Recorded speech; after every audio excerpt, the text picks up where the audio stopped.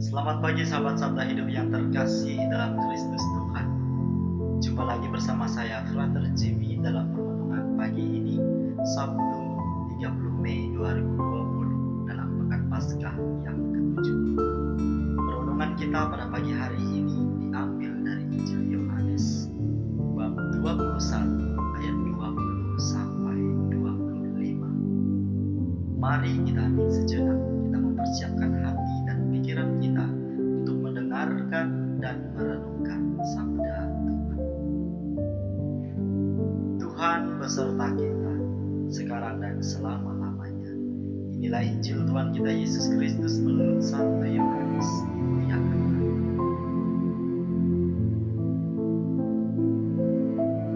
Setelah Yesus yang bangkit berkata kepada Petrus, "Ikutlah aku." Petrus berpaling dan melihat bahwa muridnya dikasih Yesus sedang mengikuti mereka, yaitu murid yang pada waktu mereka sedang makan bersama duduk dengan Yesus. Dia inilah yang berkata, "Tuhan, siapakah dia yang akan menyerahkan Engkau?" Ketika Petrus melihat murid itu, ia berkata kepada Yesus, "Tuhan, apakah yang akan terjadi dengan dia ini?"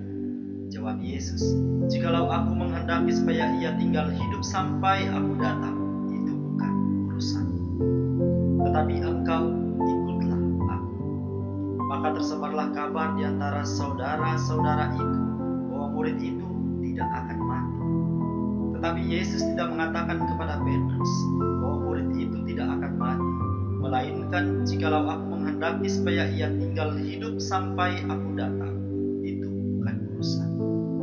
Dialah murid yang memberi kesaksian tentang semuanya ini dan yang telah menuliskannya, dan kita tahu bahwa kesaksiannya itu benar.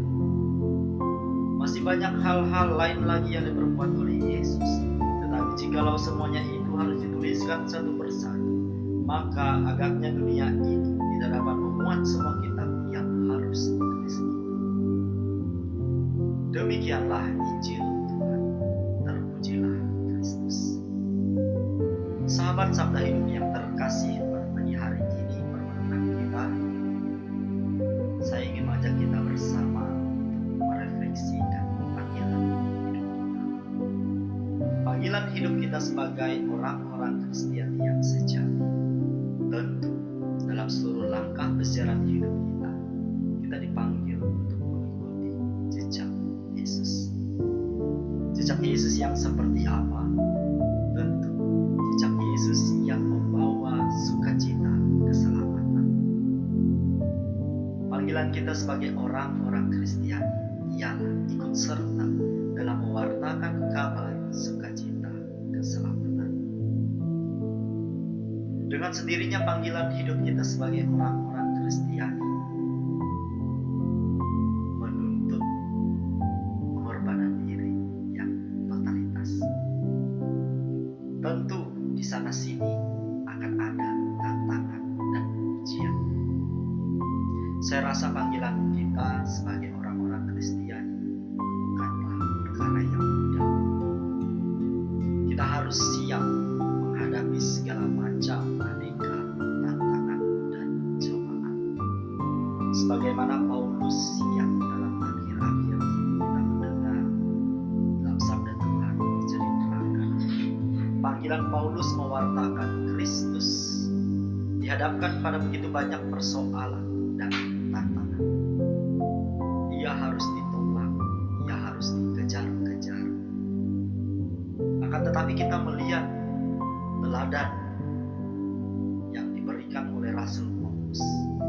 Kendati pun ia harus mengalami penolakan, bahkan dikejar-kejar, ia tidak gentar.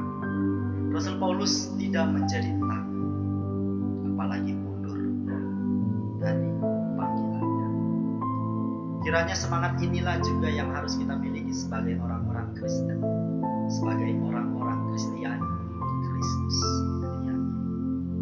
Kendati pun kita harus dihadapkan pada aneka macam tantangan, mulai yang dari ringan sampai yang paling berat.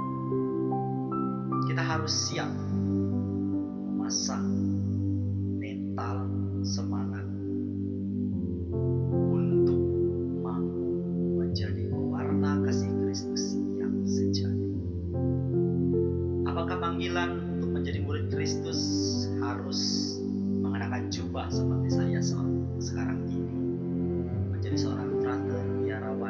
bupati, atau bahkan menjadi imam. Tentu semua dari kita dipanggil untuk ikut ambil bagian dalam mewartakan cinta kasih Kristus di tengah dunia ini.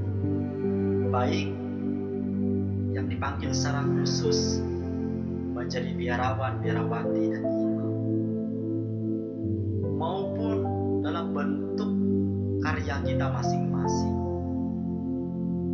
Ada yang dipanggil untuk menjadi dokter, perawat, guru, dan profesi lain. Inilah panggilan hidup kita, panggilan untuk melayani. Hanya dalam pelayananlah kita dapat menghadirkan cinta kasih Kristus. Cinta kasih Kristus akan hadir ketika kita berjumpa dengan orang lain. Akan tetapi pertanyaannya, ketika saya berjumpa dengan orang lain, apakah saya bersedia menghadirkan cinta kasih Kristus ini dalam perjumpaan? Apakah saya bersedia untuk mewartakan Kristus melalui seluruh cara hidup saya? Mungkin dari antara kita, bahkan saya sendiri, masih malu-malu menampakkan cinta Kristus di tengah kehidupan kita. Misalnya ketika kita berada di luar rumah, contoh rumah makan, saya rasa kecil kemungkinan kita untuk berdoa. Mungkin tindakan yang paling praktis kita ambil hanya membuat tanda salib. Itu pun dalam keadaan yang malu-malu dan kalau bisa bersembunyi. Dari contoh yang sederhana ini ternyata mental kita harus senantiasa kita bina, harus senantiasa kita olah setiap hari. Misalnya kita memakai kalung dengan liontin salib. Besar kemungkinan liontinnya kita masukkan ke dalam baju sehingga tidak terlihat. Dari hal-hal yang sederhana seperti ini bisa kita refleksikan. Apakah saya malu? Apakah saya masih takut menjadi saksi Kristus di tengah kehidupan yang saya jalani saat ini? Ikutlah aku. Inilah tawaran yang Yesus berikan kepada kita. Mengikuti Yesus sepanjang perjalanan hidup kita. Tentu jalan yang harus kita lalui tidak selalu lurus dan rata. Ada saatnya kita harus melalui jalan yang berliku-liku. Ada saatnya kita harus melalui jalan yang penuh dengan bebatuan,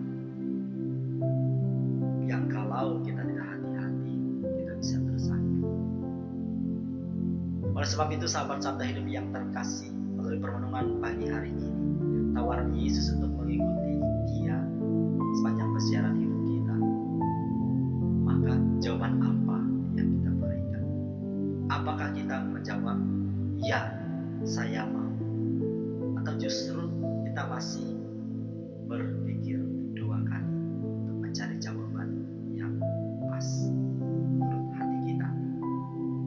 Mari kita refleksikan lebih mendalam secara pribadi.